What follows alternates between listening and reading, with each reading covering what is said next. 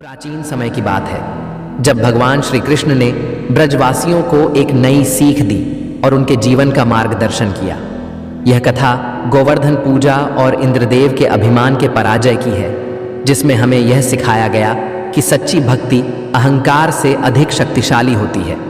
अगर आप हमारे चैनल वाणी कृष्णा पर नए हैं तो कृपया चैनल को सब्सक्राइब करें और वीडियो को लाइक करें ताकि आपको इसी तरह की आध्यात्मिक और प्रेरणादायक कहानियां मिलती रहें। ब्रजभूमि में श्री कृष्ण के रहते चारों ओर आनंद ही आनंद था। गोकुल और वृंदावन के लोग प्रतिवर्ष इंद्रदेव की पूजा करते थे, क्योंकि वे मानते थे कि इंद्रदेव की कृपा से ही वर्षा होती है और उनकी फसलें लहलहाती हैं। लेकिन नन्हे बालक श्री कृष्ण को यह बात उचित नहीं लगी। एक दिन जब सभी लोग इंद्रदेव की पूजा की तैयारियों में लगे हुए थे, श्री कृष्ण अपनी मोहक मुस्कान के साथ माता यशोदा और नंद बाबा के पास आए और बोले, पिताजी, ये कौन सी पूजा की जा रही है? नंद बाबा ने उत्तर दिया, पुत्र, ये इंद्रदेव की पूजा है।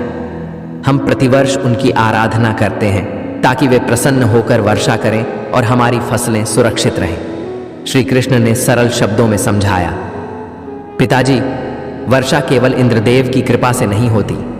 हमारी भूमि, हमारे वृक्ष और गोवर्धन पर्वत हमें जल, छाया और भोजन देते हैं। असली पालनहार तो प्रकृति है, हमें उसी की पूजा करनी चाहिए। ब्रजवासी पहले तो असमंजस में पड़ गए, लेकिन जब श्री कृष्ण ने उन्हें समझाया कि गोवर्धन पर्वत उनकी रक्षा करता है, तो सभी ने इंद्रदेव की बजाय गोवर्धन की पूजा करने का निश्चय किया।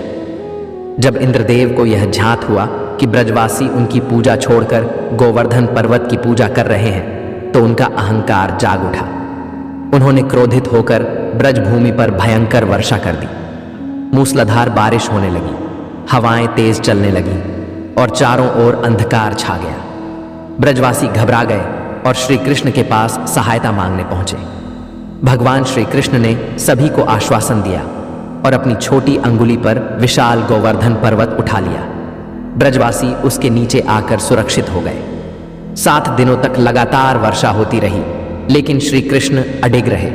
अंततः इंद्रदेव ने अपनी भूल स्वीकार की और श्री कृष्ण के चरणों में आकर क्षमा मांगी। इस कथा से हमें यह सीख मिलती है कि सच्ची शक्ति अहंकार में नहीं, बल्कि सेवा और समर्पण में होती है। जो व्यक्ति अपने कार्यों से लोगों का हित करता है, वही सच्चा पूजनीय होता है। इंद्रदेव के अहंकार को पराजय का सामना करना पड़ा, लेकिन श्री कृष्ण की करुणा और ज्ञान ने ब्रजवासियों की रक्षा की।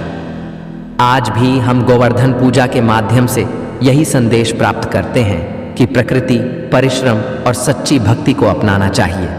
जीवन में अभिमान का स्थान नहीं होना चाहिए, क्योंकि अहंकार अंततः पतन का कारण बनता है। अगर आपको यह कथा प्रेरणादायक लगी हो तो वीडियो को लाइक करें, कमेंट करें और अपने दोस्तों व परिवारजनों के साथ साझा करें।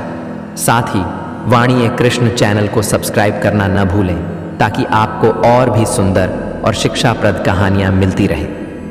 जय श्री कृष्ण।